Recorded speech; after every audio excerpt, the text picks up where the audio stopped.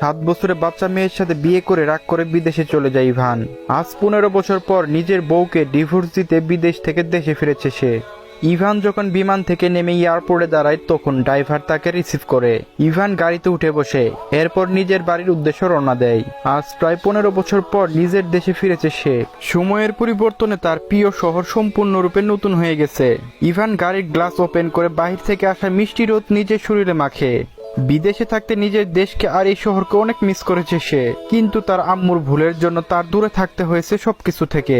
হঠাৎ করে 15 বছর আগে ঘটে যাওয়া সেই দিনের কথা মনে পড়ে যায় ইভানের। অরুণা বেগম ইভানের মা, যিনি একজন গৃহিণী, এবং তার বাবা রাশেদ চৌধুরী একজন ব্যবসায়ী। শহরে তার বাবার অনেক সুনাম রয়েছে কারণ তিনি একজন ভালো মানের মানুষ। অরুণা বেগমের বন্ধুর নাম রাশেদা বেগম, যার স্বামী একটি অ্যাক্সিডেন্টে মারা যায়, যার ফলে বাধ্য হয়ে উনি চৌধুরী বাড়িতে থাকেন।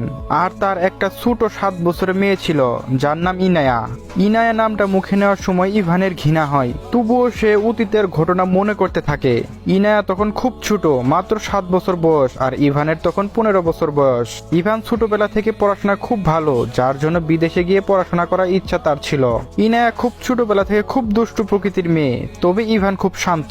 ইভান নিজের রুমে অন্য কারো প্রবেশ পছন্দ করত না, কিন্তু ইনায়া সব সময় এসে তার ঘরে সব জিনিস এলোমেলো করে দিত, যার জন্য ইভান কখনো ইনায়াকে পছন্দ করে নাই, বরং সব সময় তাকে বকা দিত।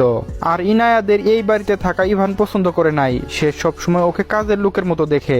একদিন যখন ইভান রুমে বসে পড়াশোনা করছিল, তখন ইনায়া ওর রুমে আসে।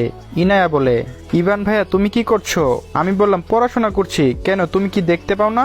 ইনায়া যাও এখান থেকে, একদম বিরক্ত করবে না আমাকে।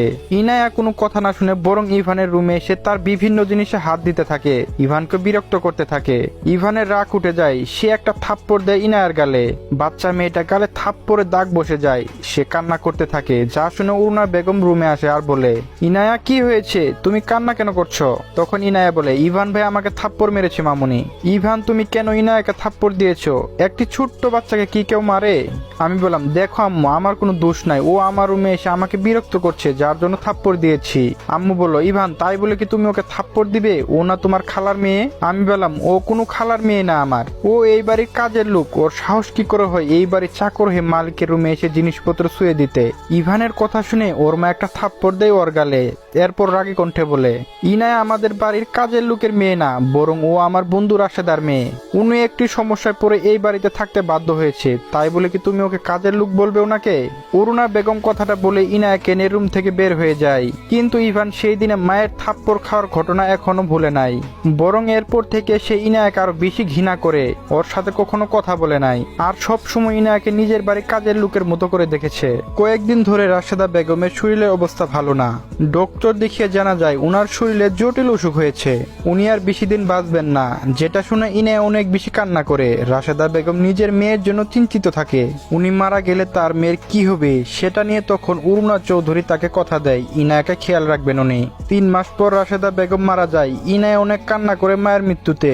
যদিও তখন ইভানের ওর উপর মায়া হয়েছে, কিন্তু সেটা খুব তাড়াতাড়ি ঘৃণায় পরিণত হয়।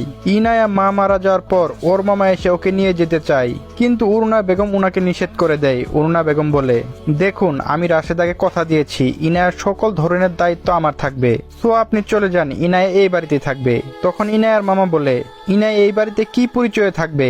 বাড়ির কাজের লোক হিসাবে?